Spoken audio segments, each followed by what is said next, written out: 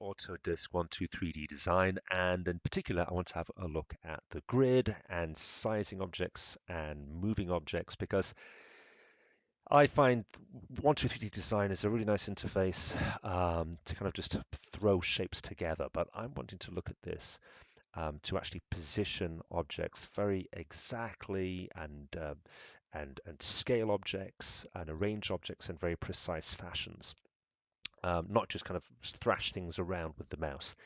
And there's a few quirky things I find about this software, so I'm wanting to kind of demystify some of the quirky aspects. Let's first of all drop in a primitive. So all the objects I'm going to work with here are going to be predefined primitives. I'm not going to work with any of the sketch profiles here. Let's just drop in a cube. So here's my cube, and you'll notice at the moment it has a length, width, and height of 20, and I can use the tab key to move forward through those options and the shift tab to move left. Now, on this drawing area here, the X is this scale here. This is important to realize, and that is defined by the X defines the width of this shape. So here's the first odd thing. Why isn't the X this this first option down here? There should be width, length, height. Instead, this is length, which is the Y, then the X for the width, and then the Z for the height. Anyway, let's just experiment a bit. I'm going to put that to 10, so you can see that's changed my X dimension to a width of 10. I'm going to Shift Tab, change my length height there to a value of 10, or not my length, which is the Y-axis, should I say, and then the height I'm going to put as the Z-axis to 10 as well. So a little bit odd there, but it's a starting point. And let's just drop this so that this bottom left corner is touching the origin, like so. Okay, now to have more control over this, I'm going to go to the top view here by clicking on this little 3D cube, and you'll notice that straight away the edges of this cube I've just dropped are in line with the faint blue grid on the background. I'm going to, or at least in my view it is. Now it may be different on yours. You might have the perspective view instead, which looks a bit strange. Now I know if I just right click here and move, I know that I dropped this. In fact, here we go. Let's just go to home, zoom out a bit with the wheel mouse and zoom in. I know that I dropped this bottom left corner here on the origin, but when I go back to view it from above in the perspective mode, it looks like the actual box is sticking outside the grid. And if I just drop in some more cubes here, let's just drop another box in here. As I move this around, this is just like I'm kind of floating in the sky, looking down on my box from directly above there. And as I move this big box around here, I can see that I can see the side of the box. I can see another side here. You know, this is representing really a real life perspective view of moving shapes around in 3D, which is wonderful. But I actually want to have more control here. So I'm going to click on this little down arrow here, and I'm going to choose the orthographic. And an orthographic drawing is a 2D representation of a 3D shape, and it represents 3D shapes by viewing them from a front perspective, a top, and a side perspective. Well, don't worry about that, but this is basically a top-down perspective, top-down orthographic view of this cube, but it represents it as a 2D shape, and hence it's actually, as you can see here, the edge of, let me just lose that for a second, press the escape key perhaps, this is actually touching the grid. I can still go into 3D here, but when I do that, all of these lines are parallel, which you don't have in the perspective view. Then you have this idea of vanishing points and everything looks more 3D. We're going to work with orthographic. It's just easier to get precise dimensions in place. Okay, so let's move on. Back to the top view in orthographic. Now I'm going to select the shape again by clicking on it. And when I do, I get this little, I usually get this menu down here. Sometimes it doesn't pop up. I'm going to go to the move option. No, I'm not. I am going to go to the scale option. Um, no, I'm not even going to do that. I am going to bring in another shape. I'm going to bring in another cube. Okay, oh, that's massive. And I don't know what's happening here with this kind of effect. Very strange. I'm going to set the length, width, and height of this shape to be 5 by 5 by 5.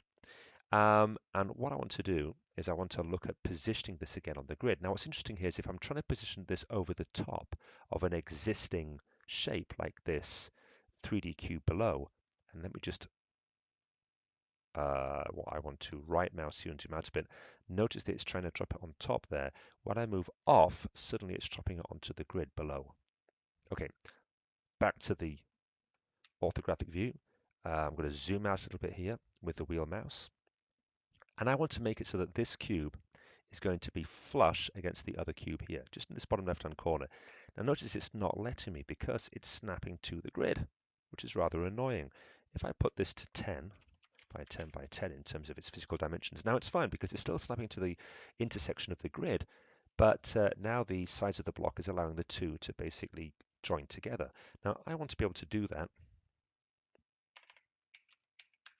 with this 5 by 5 by 5 cube, but it's not because it's still snapping to an intersection of the grid, which I find very annoying. So what I want to do is try and get it across over here. Now there's a bunch of ways you can do this. What I'm going to try and do is move it into position precisely. So let me drop that box on there.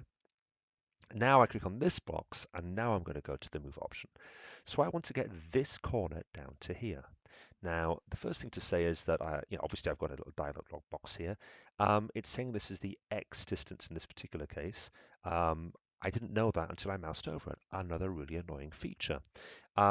So in order to determine where I want to move my block, what I'm going to do is I'm going to click on the arrow. Now notice this is the X distance. I'm now going to click on this arrow, and I expect that to be the X increasing value.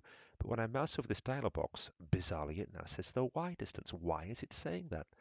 Well, it's basically because I'm looking at it from the perspective of this block. Now, if I come to the orbit tool here and I rotate this, what it's saying is that in reference to this block, this is now the X here increasing, and this is the Y increasing. I mean, how completely bizarre is that? Let's just go back to let's see, how am I going to do this? Let's go to home, let's go to top. Right, there we go, we're back to that view again. I want to lose that orbit tool. In fact, I want to press the escape key completely. There we are. So in order to be able to manage this myself, I'm going to try and rotate this object, which seems a little bit overkill, but if I rotate this through, let's have a see. I want to rotate this through 90 degrees should do it. Okay, enter. Now, I shouldn't have pressed enter there. Let's go back to the move tool. And now let's come back to this view again. Whew, dear with me. Let's try that again. 90. Okay, tab. Okay, so the tab key, that's kept this dialog box open, and now I've got my X increasing and Y increasing, and now I've got all of these values all in place. Now, again, more confusing going on here, because when I brought a primitive in, and it gave me the size of those primitives, it gave me the length, then width and height, which is Y, then X, and Z. Here I've got X, then Y, then Z. Very strange things happening here with this logic of this software, but we're working through it. I'm not going to worry about this. I'm just going to click again on what I want to modify, and then I'm going to type in what I want to happen. Then I'm going to click here, type in what I want to happen. And then when I've finished everything, let's press enter and click off the shape. And hopefully what I've now been able to do, if I right click and move the mouse, or even better, probably just go to home there, I've been able to position this large 10 by 10 by 10 mil cube next to this smaller 5 by 5 by 5, and they should be joined together perfectly. So there's other ways that you can do this, but I'm just trying to look at scaling shapes precisely and positioning shapes precisely. I'm going to do one more thing here. I'm going to try and move this object so that it's against this top edge here. So that should be relatively straightforward. In fact, against this back edge here, let's do that. Let's select it. Let's come to the move tools, and notice that whereas before, when I was in the orthographic view, I only had these 2 dimensions to work with. If I come back to the 3D view, I've now got all 3 dimensions.